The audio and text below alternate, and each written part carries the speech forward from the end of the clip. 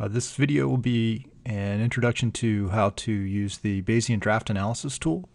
The purpose of the tool is to be able to, put simply, tell when a player is going to get picked in the draft. And that's got a few benefits, the most important of which is it tells team decision makers where they need to position themselves in the draft to be assured a player that they want is still going to be available.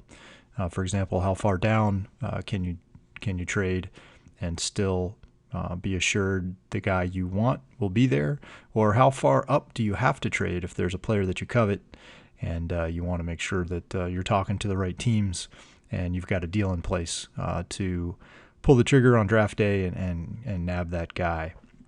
So let's go over each part of the tool. First thing you'll notice is there's two tabs on the top. We'll start with the first tab here, which is more team facing and more useful to team decision makers. The second tab is more fan facing, might be more interesting to fans of a particular team. So the first chart grabs your attention, and this is a probability distribution of when each player will be picked at each pick number. So at the bottom here we have pick number, and here's our first round here down to 32, and then the second round starts here.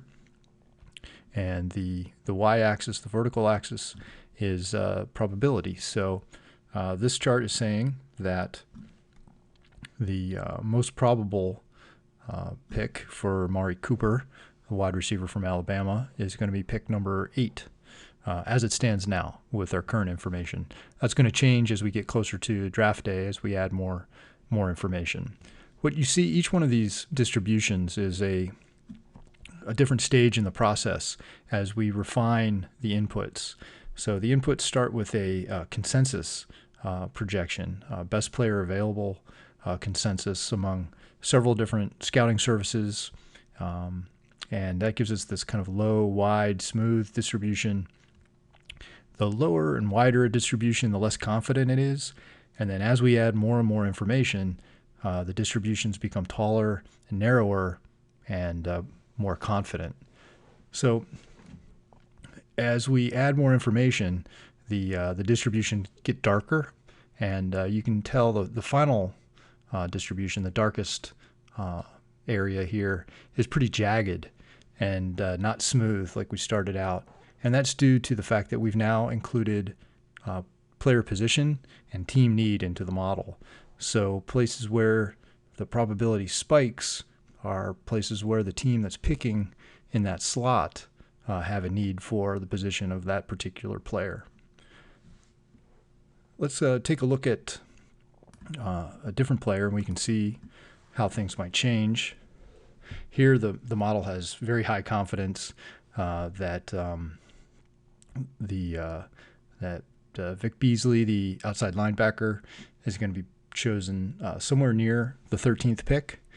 You can see there are spikes here at pick number 8 and 16, and those teams at 8 and 16 have a need for outside linebacker. And then it's peaking very strongly at 13, which is also looks like New Orleans Saints are also said to have a need at outside linebacker. So that's what the top chart is saying.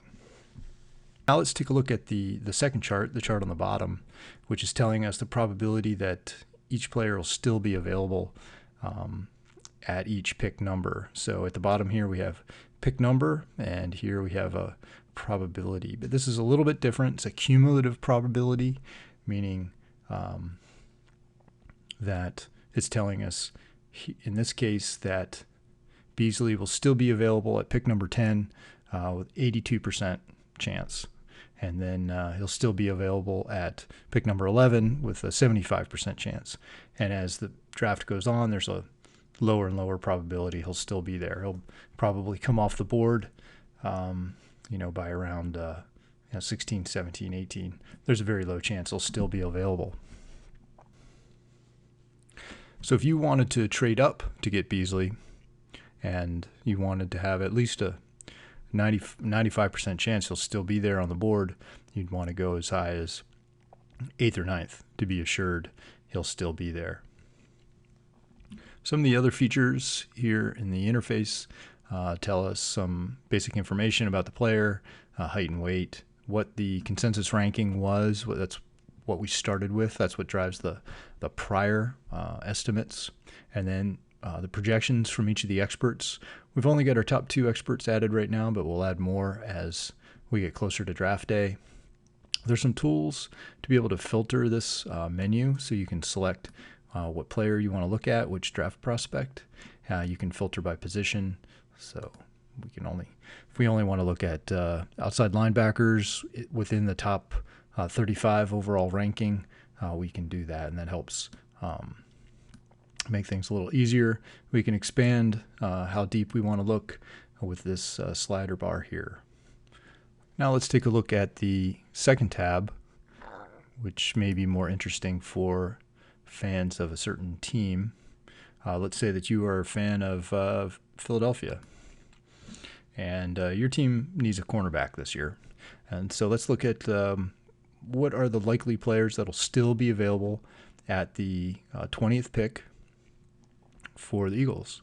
And we've got a few cornerbacks. Here's the top ranked one.